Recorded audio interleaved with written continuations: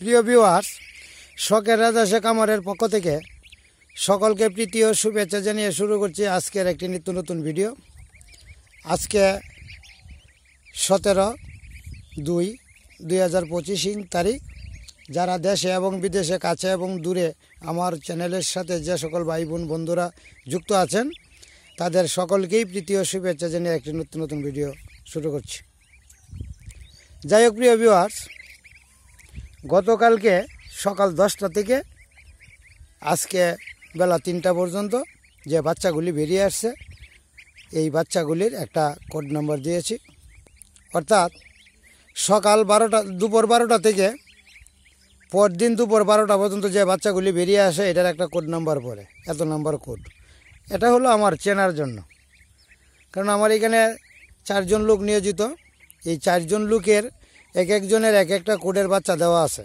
কোন বাচ্চাটার কি সমস্যা, কোন কোডের বাচ্চার বয়স কতদিন, এ বিষয় নিয়ে আলোচনা করব এবং এই বিষয়টা আপনাদের সাথে শেয়ার করব। কোড দেওয়ার সুবিধা এবং লালন পালন করার সুবিধা, আর কি খাওয়ানো হয়, কিভাবে যত্ন নেওয়া হয়, এই বিষয় নিয়ে আজকে আলোচনা করব। যাই হোক প্রিয় ভিউয়ার্স, যারা আমার চ্যানেলটি এখনও সাবস্ক্রাইব করেন নাই, নিত্য নতুন ভিডিও পাইতে আমার চ্যানেলটির পাশে থাকার জন্য বিনীতভাবে অনুরোধ রইল। আর আমি যেহেতু একজন নতুন উদ্যোক্তা, সেই হিসেবে একটা সাবস্ক্রাইব আমি অবশ্যই আশা করতে পারি। যদি আমার ভিডিওটি এবং আমার কথাগুলি এবং আমার পরিচর্যার বিষয়গুলি যদি আপনাদের ভালো লাগে থাকে, তাহলে অবশ্যই একটা সাবস্ক্রাইব করবেন। যাই হোক, কাজের কথায় আসা যাক। আমি আমার হাঁসের বাচ্চাগুলিকে পরিপূর্ণ তাপমাত্রায় রাখি। বাচ্চা ফুটার পরেই আমি হাঁসের নিচ থেকে বের করি না। এবং কয়েকটা হাঁস আছে খুব উশৃঙ্খল, ওরা পরিপূর্ণভাবে তাপ দিতে চায় না, বাচ্চাকে পায়ের নিচে রেখে দেয়, বুকে চাপ দিয়ে রাখে। এই হাঁসগুলি আমি আগে থেকেই চিনে রাখি, অর্থাৎ চিহ্ন দিয়ে রাখি যে এই হাঁসগুলি দ্বারা এই কাজটা হবে না। যাই হোক, যে হাঁসগুলি উশৃঙ্খল প্রকৃতি থাকে, মায়াবী বেশি থাকে, এই হাঁসগুলিকে আমি আসলে সরিয়ে ফেলি। সরিয়ে এই বাচ্চাগুলিকে আমি অন্য হাঁসের নিচে বসিয়ে রাখি। তার মানে 24 থেকে 36 ঘন্টা, তার মানে 1.5 দিন পর্যন্ত আমি উমের মধ্যে রাখি। উমের মধ্যে রাখার কারণ, কেন উমের মধ্যে আমি রাখি, এর কারণটুকু আপনাদের সাথে আলোচনা করব। প্রথমত কারণ হচ্ছে, উমের ভিতর যতক্ষণ থাকে, এটা হলো প্রাকৃতিক তাপ, পরিমার্জিত তাপ, পরিমাণ মতো তাপ। তার যখন তাপের প্রয়োজন হয়, ফাঁকের ভিতরে বা বুকের নিচে থাকে, মায়ের উমের নিচে থাকে। আর যখন তাপের প্রয়োজন হয় না, তখন মায়ের উম থেকে একটু বাহিরে চলে আসে, ফাঁকের নিচ থেকে একটু বাহিরে চলে আসে। এটা হলো তার ইচ্ছে অনুযায়ী। আর বুডিং করে রাখাটা হচ্ছে, এটা হলো কৃত্রিম তাপমাত্রা দেওয়া। তবে বুডিং করেও আমি প্রচুর পরিমাণে জায়গা দেওয়া রাখি। কারণটা হচ্ছে, যেখানে লাইটের আলোগুলো দেওয়া থাকে, যদি তার তাপমাত্রার প্রয়োজন হয় তখন সে ওই তাপমাত্রার কাছে থাকে, আর যখন প্রয়োজন হয় না তখন তাপমাত্রা থেকে একটু দূরে থাকে। যাই হোক প্রিয় ভিউয়ার্স, মা শুধু মাই, মার কোনো বিকল্প নেই। বাচ্চাগুলি যখন মার উমের মধ্যে থাকে, তখন একান্তই নিরাপদে থাকে, উমের মধ্যে থাকে, যত্ন সহকারে থাকে। এখন উমের মধ্যে বেশিক্ষণ রাখার কারণটা কি? কারণটা হচ্ছে, পাগুলি শক্ত হবে, তার বডির আকৃতি একটু বড় হবে, লোমগুলি পরিষ্কার ঝরঝরা থাকবে। ঝরঝরা যদি থাকে, পরিষ্কার থাকে, তখন বাচ্চাগুলিকে দেখতে একটু বড় সড়ো লাগে। একটা বিষয়, পাগুলি শক্ত থাকে, তখন দৌড়াদৌড়ি করতে তার সহজ হয়। পায়ের শক্তি বা বল, এটা সে সংগ্রহ করে তাপমাত্রার মাধ্যমেই। তা বাচ্চাগুলি বের হওয়ার পর আমি প্রথম দিন কোনো কিছুই খাবার দেই না, মায়ের উমের নিচেই থাকে। আমি চেষ্টা করি 24 থেকে 36 ঘন্টা, তার মানে 1 দিন থেকে 1.5 দিন পর্যন্ত আমি উমের মধ্যে রাখি। এবং খুব সতর্কতার সহিত, দিনের বেলা আমার আলাদা লোক সেট করা থাকে, উনি পরিচর্যা করেন। আমার ছেলেও মাঝে মধ্যে দেখেন, আমার অন্য লোক আছে 3 জন, তারাও দেখেন। আর রাতের বেলা শুধু আমি এর নিয়ন্ত্রণে থাকি, তার মানে রাতের বেলা কোনো ঘুম নেই। 1 ঘন্টা পর পর আমি নিয়ন্ত্রণে রাখি। কারণটা হচ্ছে, যদি বাচ্চা একটা মারা যায় তাহলে সমস্যা। 1 বছর পর একটা বাচ্চা পাওয়া যায়, আর এটা যারা লালন পালন করে তাদের কষ্টটা বেশি হয় যদি একটা বাচ্চা কেটে যায় বা মরে যায়। যাই হোক প্রিয় ভিউয়ার্স, পায়ের শক্তি বৃদ্ধির জন্যই আমি তাপমাত্রার মধ্যে রাখি। শরীরটা কুসকুস যাতে না থাকে এটার জন্য আমি রাখি। বাচ্চাগুলি আকার আকৃতি যাতে একটু বড় আকৃতির হয় সেটার জন্য আমি রাখি। আর একটা বিষয় হচ্ছে রোগ প্রতিরোধ ক্ষমতা বৃদ্ধি পায়। তাপমাত্রা যত বেশি পাবে তখন রোগ প্রতিরোধ ক্ষমতা বৃদ্ধি পাবে। আর যদি তাপমাত্রা কম হয় ঠান্ডাজনিত কারণে নিউমোনিয়া রোগ হইতে পারে। আমার এই বাচ্চাটা গতকালকে 12টা থেকে আজকে দিন 12টা পর্যন্ত যে বাচ্চাটা বেরিয়ে আসছে এই বাচ্চাটাই শুধু আমি আলাদাভাবে নিয়ে আসছি। এই বাচ্চাটা আমার কোর্স চলছে 4 কোট। এই 4 কোট চলছে এইখানে, আর একটা বোর্ডিং করে আছে এটা হলো 5 কোট। 12টার পরে যে বাচ্চাগুলি বেরিয়ে আসতেছে এইগুলি আবার আছে, আমি রাত্রের ভিডিওতে আপনাকে দেখাবো আপনাদেরকে। এখন বিষয়টা হচ্ছে প্রথম দিন খাবার দিনে দ্বিতীয় দিন লাইসোবিটের পানি আর মুড়ি ভিজিয়ে একদম কায়ের মতো করে উপরে হালকা পানি মিশ্রিত দিয়ে ওই বাচ্চাগুলিকে প্রথম মুখের কাছে নিয়ে 1 ফুটা পানি হলেও খাওয়াতে হবে, কারণ লাইসোবিটের পানির কোনো বিকল্প নেই।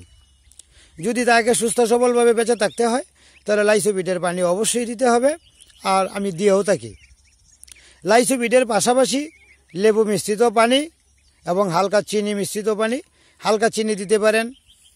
আর লেবু প্রতিটা হাঁসের জন্য 1 থেকে 2 ফুটা করে হিসাব করে যতগুলি বাচ্চা আছে, আমার এইখানে বাচ্চা আছে প্রায় 57টার মতো। এখানে এই 57টার বাচ্চার কোড নাম্বার হচ্ছে 4। এই 4 কোডের যে বাচ্চাগুলি আছে এইগুলি লেবু মিশ্রিত এবং চিনি মিশ্রিত পানি দেওয়া আছে। এটা দেওয়ার কারণটা হচ্ছে এই পানিগুলি অবশ্যই তার রোগ প্রতিরোধ ক্ষমতা বৃদ্ধি করবে, স্বাস্থ্য চেহারা ভালো রাখবে, এবং নিউমোনিয়া যেটাকে বড় হইলে হাঁপানি রোগ বলা হয়, মানুষের হয়, হা করে শ্বাস ফেলে থাকে, এই রোগটা থেকে বঞ্চিত যাতে হয়ে যায়, অর্থাৎ এই রোগটা যাতে আক্রমণ করতে না পারে সেই জন্য এটা করতে হবে। আমার এইখানে একটা বাচ্চা হাঁপানি রোগ আছে, আমি বাচ্চাটার লক্ষণ এবং তার সিস্টেমটা আমি আপনাদেরকে দেখাইতেছি। আমার এই যে বাচ্চাটা দেখা যায়, আপনারা প্রিয় ভিউয়ার্স যারা আছেন তারা লক্ষ্য করে দেখেন যে হা করে শ্বাস প্রশ্বাস নিতেছে। এর জন্য আমি যে ঔষধগুলো ব্যবহার করি, কালকেও আমি 4200 টাকার ঔষধ নিয়ে আসছি। এই যে বাচ্চাটা, সাদা বাচ্চাটা, এই যে দেখেন হা করে শ্বাস নিতেছে, এই যে আপনারা একটু লক্ষ্য করেন, লক্ষ্য করলে দেখতে পারবেন। এই 4 নম্বর কোডের একটা বাচ্চাকেই ঠান্ডাজনিত রোগে আক্রমণ করেছে, যেটাকে আমরা হাঁপানি রোগ বলি, বড় হইলে হবে। আর এখন যেটা আছে এটার নাম হচ্ছে নিউমোনিয়া। এই নিউমোনিয়া বা হাঁপানি রোগ যদি ধরা পড়ে বা কোনো বাচ্চা ঠান্ডা বা সর্দি যদি লেগে থাকে অবশ্যই বাচ্চাটাকে আর বাঁচানো সম্ভব না। তবে আমি এই বাচ্চাটাকে বাঁচানোর জন্য অনেক যুদ্ধ করে যেতেছি। একটা বাচ্চার জন্য আমি 4200 টাকার ওষুধ নিয়ে আসছি গতকালকে। আমি ওষুধগুলি পরবর্তী ভিডিওতে আপনাদের সাথে শেয়ার করব এবং দেখাবো প্যাকেটগুলো। যদি আপনাদের কারো এই ধরনের রোগ হয়ে থাকে অবশ্যই কী পরিমাণে খাওয়াইতে হবে, কোন ওষুধগুলো খাওয়াইতে হবে আমার পরবর্তী লাস্ট ভিডিওতে পাবেন। যাই হোক প্রিয় ভিউয়ার্স, এইগুলি লক্ষ্য রাখতে হবে। আর সূর্য ওঠার পর, অর্থাৎ উষ বা কুয়াশা বা শিশির কণা শুকিয়ে যাওয়ার পর বাচ্চাগুলিকে রোদে রাখতে হবে। আর কুয়াশা পড়ার পূর্বেই বাচ্চাগুলিকে নিয়ে যাইতে হবে। এখন বর্তমান সময়ে 4টার মতো বাজে, আমি আর আধা ঘন্টার মতো এখানে রাখবো একটু গরমের জন্য, হাঁটা চলার জন্য। এখন এই বাচ্চাগুলি 1-2টা ঘাসের কণা এই যে খাইতেছে। ঘাস খাওয়াটা বড় বিষয় না, তাদের সূর্যের আলো থেকে ভিটামিন ডি যেটা, এটা বিশেষ প্রয়োজন। এটা মানুষ হইতে পারে, যে কোনো জীবজন্তু হইতে পারে, ভিটামিন ডি এর কোনো বিকল্প নেই।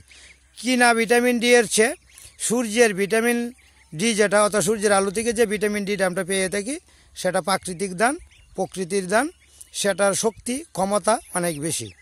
যদি আপনি সূর্যের আলো সকালবেলা এবং বিকেলবেলা রাখতে পারেন, আর হাঁটাচলা বা যে দৌড়াদৌড়িগুলি করতেছে এইগুলি যদি করাইতে পারেন, কোনো বাচ্চাই প্যারালাইসিসে আক্রমণ হবে না। আর প্যারালাইসিস যদি হয়ে যায়, দেখেন আমি যেদিকে যাইতেছি সেদিকে আসতেছে, প্যারালাইসিস যদি ধরে যায় তাহলে সমস্যা, বাচ্চা টিকানো যাবে না, তার মানে ঘুরিয়ে হাঁটবে, খামারের জন্য ক্ষতিকর। যাই হোক প্রিয় ভিউয়ার্স, প্যারালাইসিস, নিউমোনিয়া এবং ঠান্ডাজনিত রোগ থেকে রক্ষার জন্যই হাঁসের থেকে মায়ের রাখবেন বেশি, অর্থাৎ হাঁসের রাখবেন বেশিক্ষণ সময়।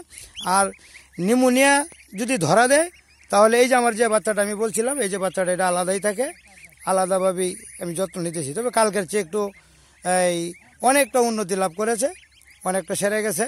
কালকে বুধে ভাবছিলাম যে বাঁচবেই না, কিন্তু এখন দেখা যায় আজকে হাঁটতেছে, একটু খাবারও খাইতেছে। এখন আরেক ডোজ ঔষধ আমি খাইয়ে দিলাম, জিনিসটা আনো। এখন এইটার প্রতিটা ডোজ আমি ওষুধগুলি পরে বলবো, আপনি পরবর্তী ভিডিওতে বলবো। আর আমি যে একটা ছোটো সিরিঞ্জ, যে সিরিঞ্জটা আমি দেখাইতেছি একদম ছোটো সিরিঞ্জ, এটা 3 ml আছে। আমরা এই যে দেখাইতেছি, এই যে 3 ml, এই 3 ml এর 1 ml যেটা, এই 1 ml পর্যন্ত আপনি এইটাকে দিবেন। যদি একদিনের বাচ্চা হয় 1 ml পর্যন্ত দিবেন। এই যে 1 ml, এই যে 1 পর্যন্ত দিবেন। তো বিষয়টা হইল, এইটা গেল 2টা বিষয়।